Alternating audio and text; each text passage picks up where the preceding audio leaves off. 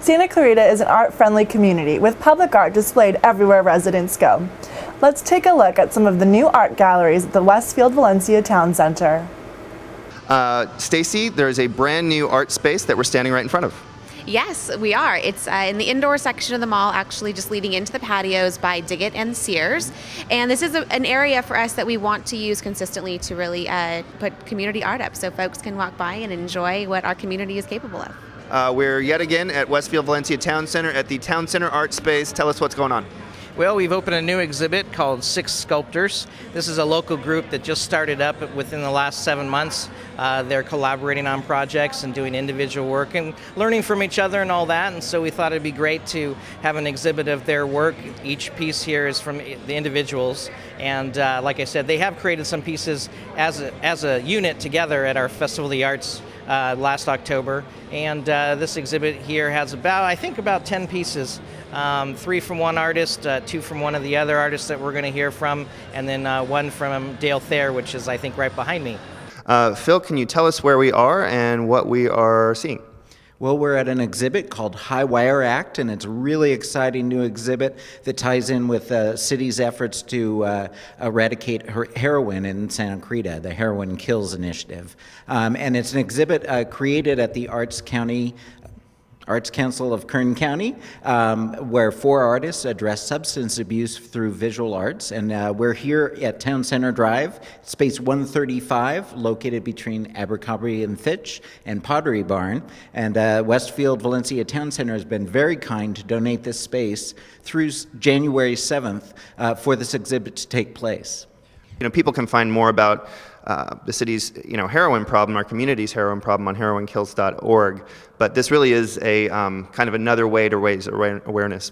Definitely, it's using art to really address an issue and to raise awareness. Because honestly, I think most people in Santa Clarita, until they're personally impacted by the impacts of drugs, using art as a way to talk about that and open or continue the conversation is just an interesting way to approach it. And it was really important for the artists and for the city to have a more intimate relationship with the art and not have it in the first floor gallery at City Hall or at the other spaces here at Town Center, so someone can spend some time and really react to the works.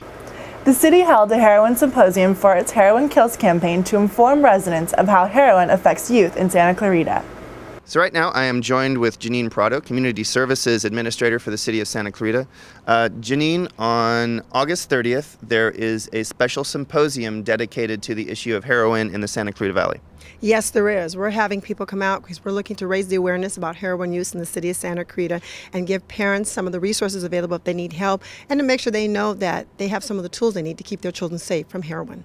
Right, and also what the sheriffs are telling us is that the purity levels, and a lot of people associate heroin usage with sort of back alley needles and junkies and this and that, but the fact is this is pretty much across every bit of social strata, and a lot of the reason is because it's much more pure now. We're talking about 70% purity in the heroin, whereas it used to be much smaller, so people are smoking it and they're snorting it in other ways, and and it's absurd to say this, but they're using it casually.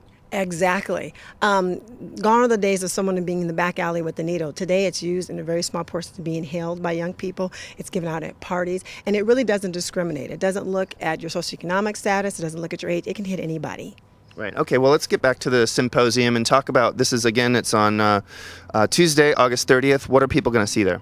We're going to have a panel of speakers that include the Sheriff's Department, school administrator. We're going to have an addiction and recovery counselor available and a recovering addict to give you a vivid picture of really how heroin affects the community, your families, and you as an individual. It's going to be pretty gritty, not pretty, if I can use those words. We really want to give the community an idea of what it really is, so they have a really high awareness of the impact that can have and how serious it is in this community.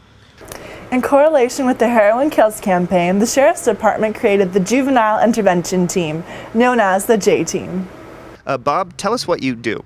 Evan, I'm the diversion officer on the JTeam at the Sheriff's Station. My job specifically is to look at the arrest of all students in the Santa Clarita Valley. Some of our students are 18 and they're finishing high school, so they're included in what we do. But it's mostly juveniles and a few adults that are still in high school. That's our primary function. And this is in relation to drug offenses? Yeah, yes, it's all drug offenses. That's all we do. The JTeam is assigned to all juvenile drug offenses.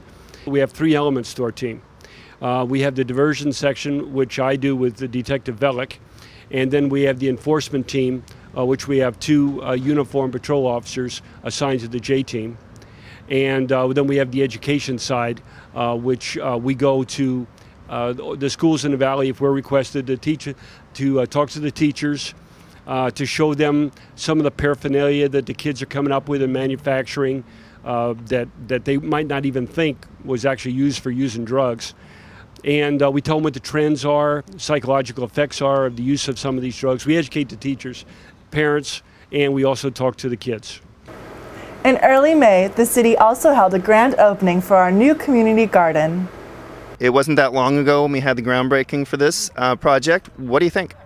I think it's absolutely fantastic. When you walk around and you see what each individual gardener has done to their own little plot, the imagination to make it really their own little world is just fantastically wonderful.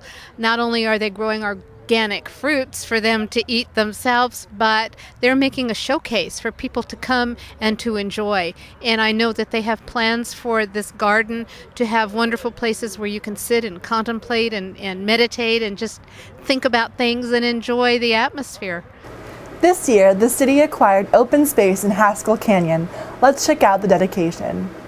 This June, the city completed acquisition of 526 acres of open space in Haskell Canyon. This particular property is significant because it was previously slated for development by a San Diego company who planned to build more than 500 homes on it. Mayor Marsha McLean talked about what made the acquisition possible. We are celebrating the acquisition of 526 beautiful, fantastic acres of open space that will never be built upon. What allowed us to be here today was the Open Space Preservation District that our voters voted for to spend about $25, $26 per year so that we can preserve the green belt surrounding our city. The ecology of the property includes an abundance of coastal sage scrub and oak woodlands, as well as threatened and endangered habitat and species. Director of Parks, Recreation, and Community Services Rick Gould talked about the significance of the area. This is the Haskell Canyon property. It's about 526 acres, roughly at the intersection of Copper Hill and Haskell Canyon Roads in Saugus. It actually stretches all the way up to the Angeles National Forest, so the land that we bought is a real fabulous connection to get back up into the Angeles Forest. Some great hiking opportunities, some really beautiful canyons, lots of opportunity up in here. The Haskell Canyon open space property has many entry points and existing trails from residential communities throughout the Saugus area, and Mayor Marsha McLean talked about the future of the site. The future is that this will remain open space forever.